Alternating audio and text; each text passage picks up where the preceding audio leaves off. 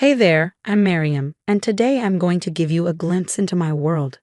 I'm 25 years old, and honestly, I hit the jackpot when it comes to family. We're a close-knit crew, always buzzing with love and teamwork. It feels like we're part of an incredible squad, always there for each other. Every evening, we have this family tradition where we gather around the dinner table. But it's not just about eating. It's our time to connect, share stories about our day, and help each other tackle life's challenges. It's amazing how a simple meal turns into a mini family conference. So how was your day, Miriam? Mom asked, passing me the salad bowl. I smiled. It was great. I nailed that presentation I was so nervous about. That's my girl. Dad beamed, giving me a proud nod. My older brother, Ahed, chimed in. I knew you'd crush it. All that practice paid off, huh?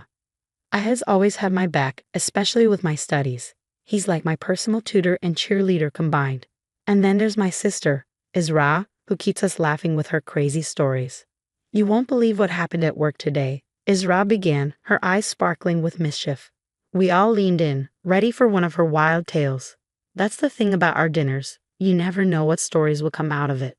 But we're not just about talking. We're all about action too. Everyone has their responsibilities. Dad's the king of lawn care. Mom rules the kitchen. Ahed's our tech wizard. Isra keeps the living room spotless, and I've got the laundry routine down. Miriam, don't forget it's your turn to do the dishes tonight. Mom reminded me as we wrapped up dinner. On it, Mom, I replied, laughing as Isra nudged me. Need company while you scrub. That's the thing about chores in our house. They're never boring. We team up and make them fun. But the real fun, our monthly family trips. It's a tradition for us. We all sit down, brainstorm ideas, and plan our next adventure. How about hiking next month? I suggested during one of our planning sessions. Oh yes, Isra exclaimed. I know an awesome trail that leads to a waterfall. Sounds perfect, Dad agreed. Ahad, can you check what gear we'll need? Sure thing, Ahad replied, already on his phone researching. Mom smiled at us. I'll handle the picnic. Any requests? And just like that, we were all set, excited for our next adventure. Sometimes I sit back and realize how lucky I am. This warm, loving atmosphere isn't just comforting. It's my secret weapon.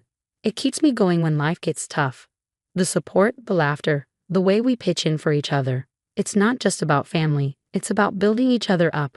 In our home, love isn't just a feeling, it's an action. It's in the way we listen, the way we help without being asked, and how we celebrate every win, big or small. So that's a peek into my life, where family isn't just about blood, but about creating a space where everyone thrives. And let me tell you, it's pretty awesome. Now let me take you to a special day, my parents' anniversary. Like all family occasions, it started with excitement and warmth. We were gathered at Azra's place, the dining room decorated with streamers and balloons, and the air filled with the delicious smell of Mom's favorite dishes. Laughter echoed through the house. To 30 years of love, Dad said, raising his glass. We all toasted, the sound of glasses clinking like bells. May we all find a love as strong as yours, I added, smiling at my parents. Isra handed me a glass of what looked like my usual peach iced tea. Here, I made this special for you, she said with a smile that, in hindsight, seemed a little off. I took a sip and immediately paused. Something didn't taste if I brushed it off, not wanting to make a fuss on such a happy day. But as the evening wore on, things started to feel strange. The room began to spin, and the voices around me sounded distant, like I was underwater. Are you okay, Miriam? Ahad's voice sounded far away, his concern barely registering. You look pale. I tried to respond, but my tongue felt heavy, like it was stuck to the roof of my mouth. The last thing I remember clearly was Sarah's voice, unnervingly calm amidst the growing panic.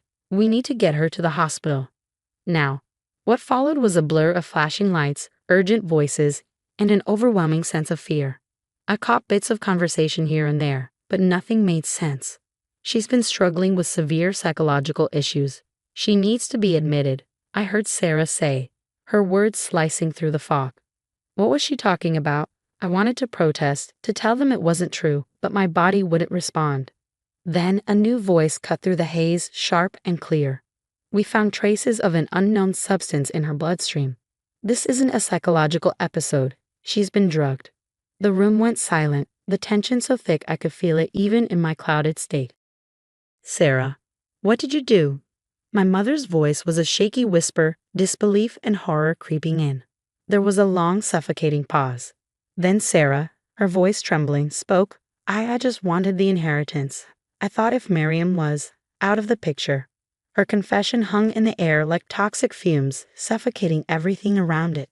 Even in my dazed state, I could feel my family's world crumble. My father's voice, usually so strong, was shattered. How could you do this to your own sister? I wanted to comfort them, to help make sense of the betrayal. But as the drugs wore off, exhaustion pulled me under, and I drifted into a restless sleep. When I woke, the room was quiet, the steady beeping of monitors the only sound. Odd was slumped in a chair next to my bed, his face lined with worry even in sleep. Ahad, my voice was hoarse and dry. He jolted awake, relief flooding his face. Miriam, you're okay.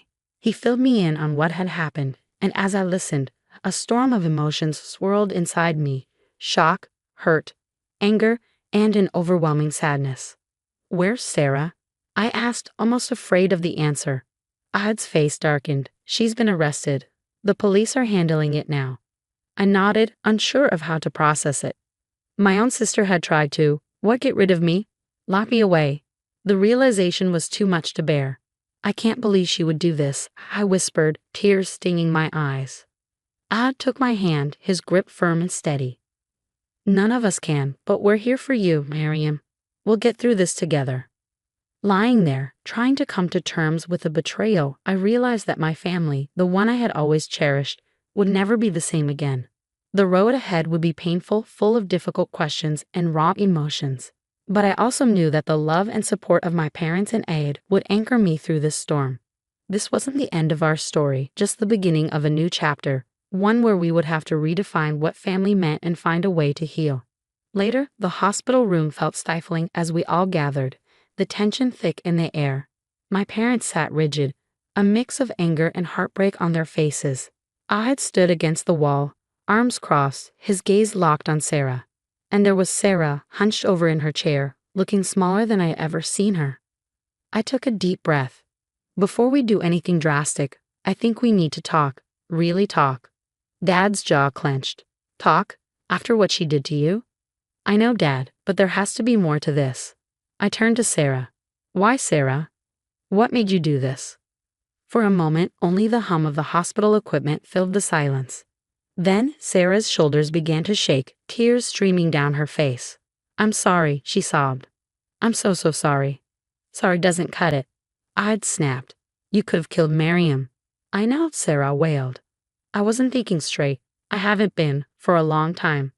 Mom leaned forward, her voice soft despite the hurt in her eyes. What do you mean, sweetheart? Sarah took a shaky breath. I've been struggling with my mental health for years, but I never told anyone. I thought I could handle it on my own. Oh, Sarah, Mom whispered. And then there was Miriam, Sarah continued, her voice barely audible. Perfect Miriam, everyone's favorite. She glanced at me, guilt weighing heavy in her eyes. I know it's not true, but I couldn't help feeling like I was nothing compared to you. My heart twisted at her words.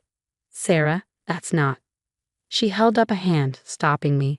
I know it's not true. In my head, it felt real. I convinced myself you were the favorite, that Mom and Dad loved you more, that you'd get everything, their love, their attention, the inheritance. And I snapped. The room fell into a heavy silence as we all absorbed this revelation. Dad cleared his throat, his voice laced with sorrow. Why didn't you come to us? We could have helped you. Sarah shrugged, her expression a mix of helplessness and regret. I was ashamed, scared. I didn't want to disappoint you. So instead, you tried to hurt your sister. Ahad's voice was hard, but the pain beneath it was unmistakable. I wasn't thinking clearly, Sarah said softly, her voice small. I thought if I made Miriam look unstable, maybe you'd see me, love me more. My heart ached. How had I missed my sister's pain for so long? What you did was wrong, Sarah, I said gently. But I understand now, and I forgive you. Sarah's head shot up, her eyes wide in disbelief. You do? I nodded, tears in my eyes. You're my sister. I love you, but you need help, real help. Mom reached out, squeezing Sarah's hand. We'll get you that help, sweetheart. Whatever it takes. Dad nodded, his stern expression softening. We're a family, we'll face this together. For the next few hours, we sat together, hashing out a plan. Sarah would start intensive therapy immediately. And we have family sessions to work on our communication. Id and Dad would oversee Sarah's finances for a while, just as a precaution, and I suggested that Sarah volunteer somewhere to help her reconnect with her compassion. I'd like that, Sarah said, nodding. I want to make amends. As our impromptu family meeting wrapped up, I felt a glimmer of hope. The road ahead wasn't going to be easy, but we were facing it together. Sarah, I said as everyone was getting ready to leave, I want you to know something. I've never thought of myself as the favorite. You're my big sister. I've always looked up to you, admired you. I'm sorry if I ever made you feel less than. Tears welled up in Sarah's eyes again.